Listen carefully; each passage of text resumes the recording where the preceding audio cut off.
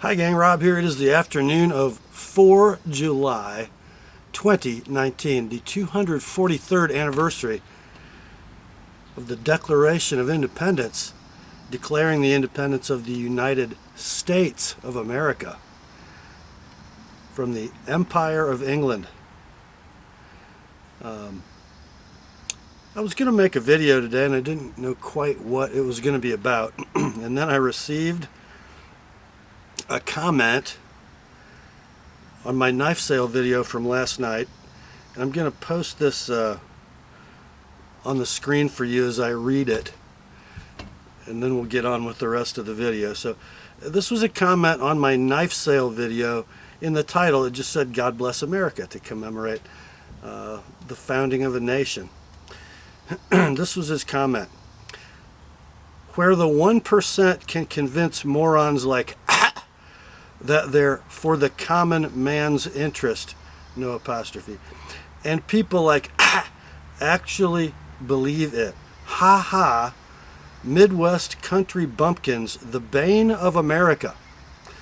They're good at least for something.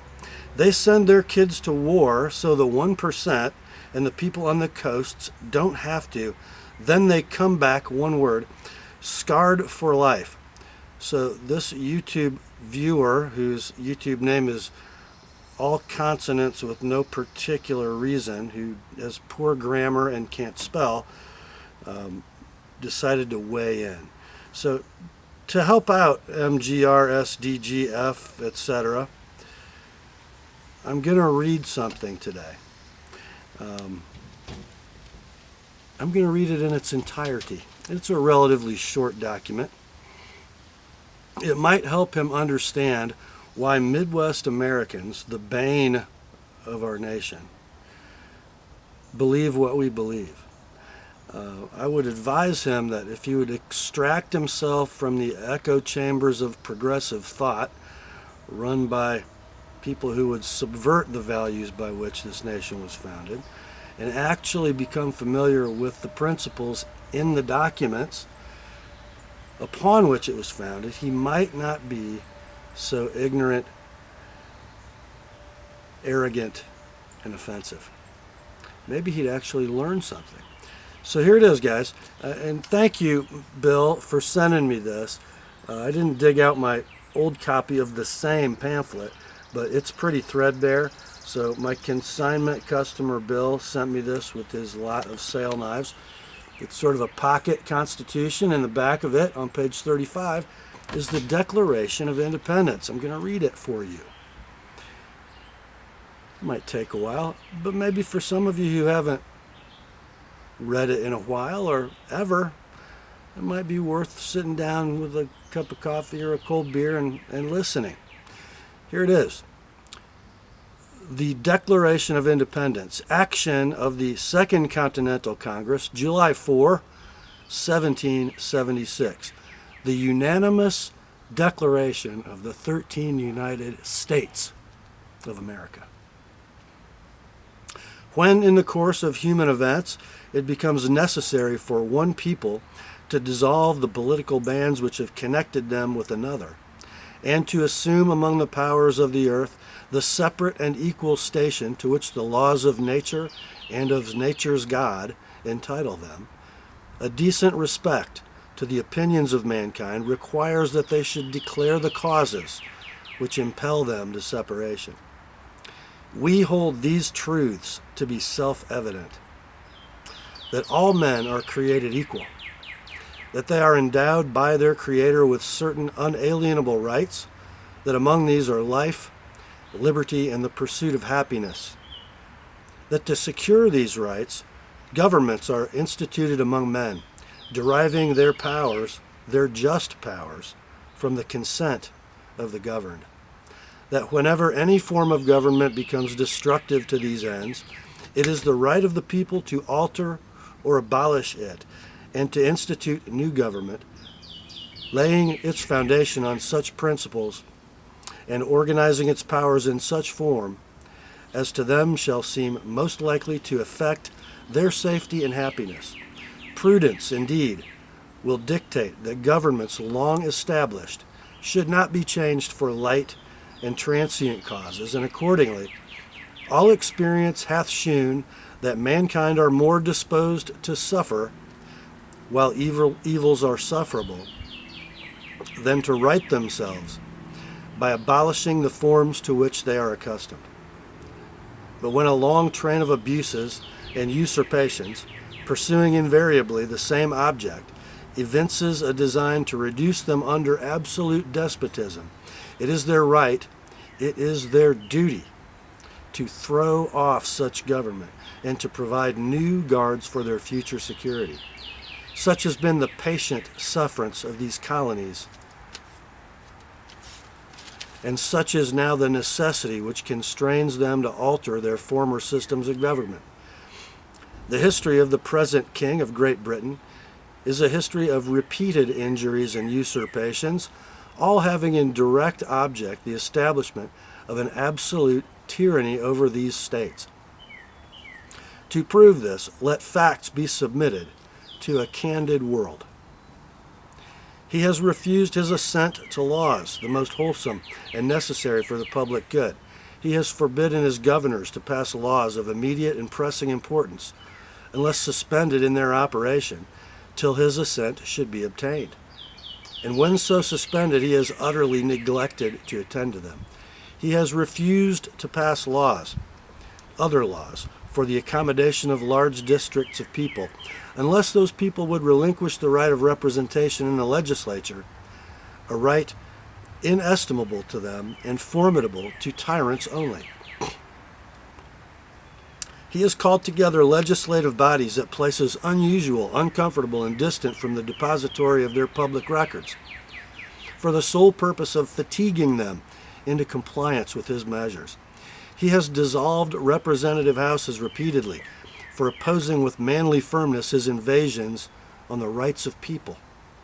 He has refused for a long time after such dissolutions to cause others to be elected, whereby the legislative powers, incapable of annihilation, have returned to the people at large for their exercise, the state remaining in the meantime exposed to all dangers of invasion from without and convulsions from within. He has endeavored to prevent the population of these states, for that purpose obstructing the laws for naturalization of foreigners, refusing to pass others or encourage their migrations hither, and raising the conditions of new appropriations of lands. He has obstructed the administration of justice by refusing his assent to laws for establishing judiciary powers. He has made judges dependent on his will alone for the tenure of their offices and the amount of payment of their salaries. He has erected a multitude of new offices and sent hither swarms of officers to harass our people and eat out their substance. He has kept among us in times of peace standing armies without consent of our legislatures. He has affected to render the military independent of and superior to the civil power. He has combined with others to subject us to a jurisdiction foreign to our Constitution and unacknowledged by our laws, giving his assent to their acts of pretended legislation. For quartering large bodies of armed troops among us, for protecting them by mock trial from punishment for any murders which they should commit on the inhabitants of these states, for cutting off our trade with all parts of the world, for imposing taxes on us without our consent, for depriving us in many cases of the benefits of a trial by jury, for transporting us beyond seas to be tried for pretended offenses, for abolishing the free system of English laws in a neighboring province, establishing therein an arbitrary government and enlarging its boundaries so as to render it at once an example and fit instrument for introducing the same absolute rule into these colonies, for taking away our charters, abolishing our most valuable laws, and altering fundamentally the forms of our governments, for suspending our own legislatures and declaring themselves invested with power to legislate for us in all cases whatsoever. He has abdicated government here by declaring us out of his protection and waging war against us. He has plundered our seas, ravaged our coasts, burnt our towns, and destroyed the lives of our people.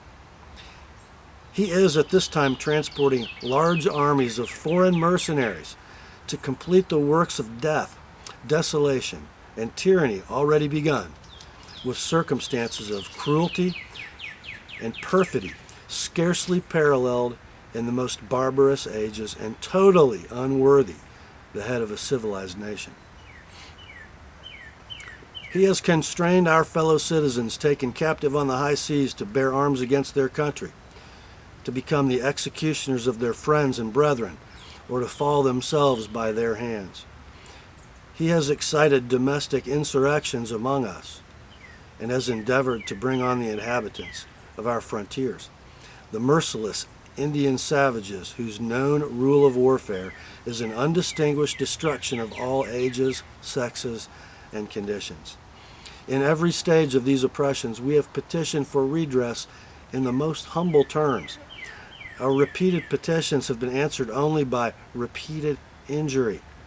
A prince whose character is thus marked by every act which may define a tyrant is unfit to be the ruler of a free people. Nor have we been wanting in attention to our British brethren. We have warned them from time to time of attempts by their legislature to extend an unwarrantable jurisdiction over us. We have reminded them of the circumstances of our immigration and settlement here. We have appealed to their native justice and magnanimity, and we have conjured them by the ties of our common kindred to disavow these usurpations, which would inevitably interrupt our connections and correspondence. They too have been deaf to the voice of justice and consanguinity. We must therefore acquiesce in the necessity which denounces our separation and hold them, as we hold the rest of mankind, enemies in war, in peace, friends. We therefore, the representatives of the United States of America,